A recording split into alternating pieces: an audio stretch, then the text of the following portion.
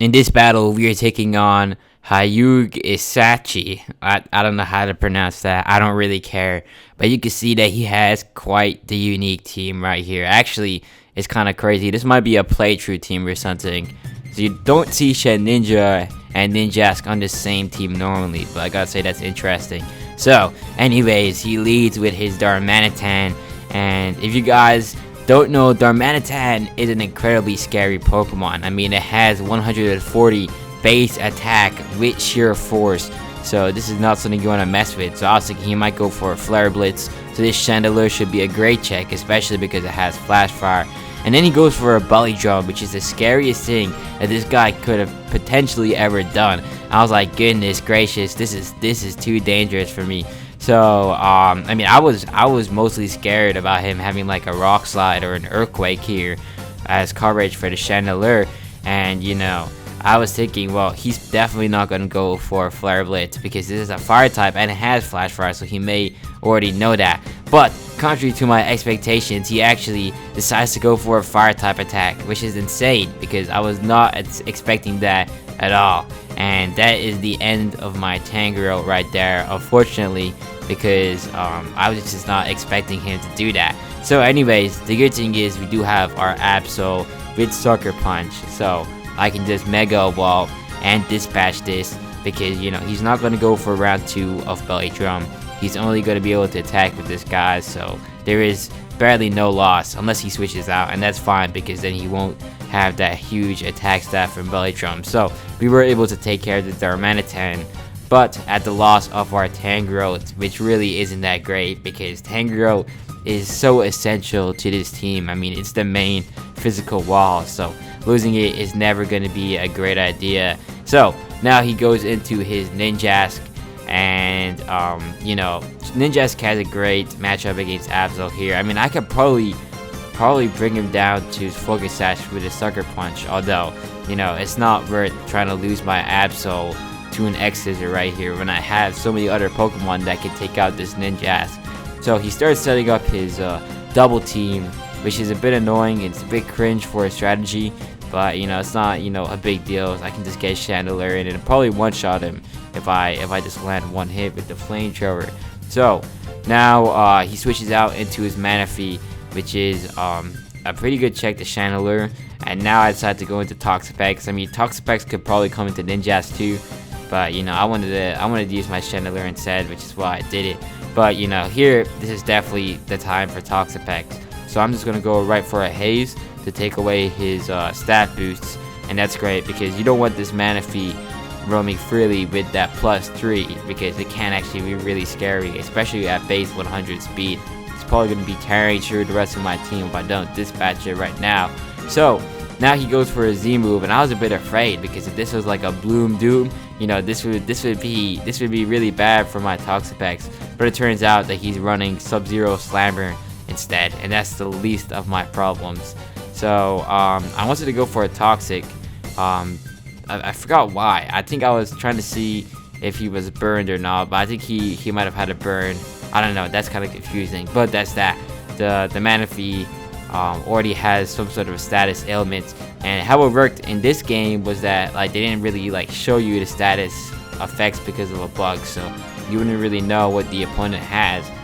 Only the opponent would know what they have. I mean, unless they switch out and then switch back in, because then it would show what they had. But in this situation, we don't know what they are afflicted with.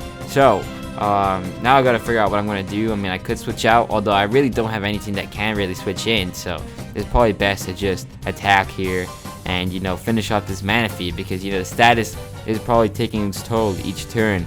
So, you know, eventually he's gonna die, and it turns out that was correct because he was basically going to be at 1 HP after that Scald, and then, you know, the next turn he passes out. So that's Manaphy dealt with. Now he goes into his Ninjask, and you know, I was thinking he might try and pull those double team shenanigans, and it turns out that's exactly what he's trying to do, which is why I thought about Haze. But, you know, I figured that a Scald would also work out pretty good here, because then Absol could come in and Sucker Punch if it needed to. So, you know, that's that. Now he goes for another, or actually he probably would not be able to Sucker Punch if he goes for a double team, but, you know, you would think that at least you could check it. So now he goes for his sword stance, but you know, you don't really want to try setting up on a Toxapex unless you can actually like do big damage to it, because Toxapex of course gets haze. So I can basically shut all those efforts down right there. And now I figured it's time to bring in Sizer and just hit him with a bullet punch, because you know that will shut down his efforts. So he goes for a batter pass. I would like to think that this guy is probably not too aware of what the haze actually does, because you know, I mean, unless he was just trying to get a free switching, that would make sense, but I don't know. But right here, I go for a U-turn on this Tangrowth. It barely lives, which is kind of surprising. I thought Tangrowth would take it a bit better, even though this is a choice banded Sizer. My own Tangrowth would be able to handle U-turns a little bit better than this, so he probably doesn't have, you know, the full investment, but still it did survive, which is impressive in its own right. So anyways, now I go into Togekiss on the Tangrowth, and he goes for a knockoff. Really not a bad play in this situation, because you know it can actually affect Sizer pretty badly. So here I just go for an air slash, and that will be enough to take care of the Tangrowth. And you know, that's great, because I mean that Tangrowth was already really low, but if he had like Regenerator, it wouldn't be too much of an issue, because then he could just switch out and then bring it back in later, and it would still be my problem. So anyways, now he goes into his Medicham, and I was like, well, this is gonna be scary, because you know, as you guys know, Mega Medicham is probably, in my opinion, one of the best megas in the or the Pokemon Brick Bronze competitive scene, because it's so deadly. And I figured that here, you know, I may as well stay in, even if it's at the cost of sacking my Togekiss, because then I can bring something else in and do big damage. And the fact of the matter is that I don't have my Tangrowth anymore, so this is going to be a problem if he starts firing off like Zen Headbutts or Ice Punches or any of that stuff. But you know, like I said, I have Absol and Sizer, so this is, you know, not the worst thing. But it turns out that this is completely wrong. I mean, this guy is running Shadow Ball on his Mega Medicham, which is crazy. Like, why would you run Mega Medicham and use a special boosted? I'm not sure, but you know, that was great for my my team, because that meant that we were able to take care of that Medicham with little to no drawbacks. So now he goes for his setup attempts once again. I think he really likes this batter pass strategy right here. So I tried to go for a T-Wave just to paralyze the Ninjask if he decides to go for another round of that, but it turns out he goes into Shed Ninja, and you know, that's fine, because I mean, this thing really can't do anything to Togekiss. I mean, it has Wonder Guard, but this is one of its weaknesses, so you know, that's the least of my problems. So we are able to take care of the Shed Ninja, and now he goes into his Ninjask, which we will finish off right here with one air slash. He goes for a Sword Dance. I'm not sure what he expects, but that right there is GG.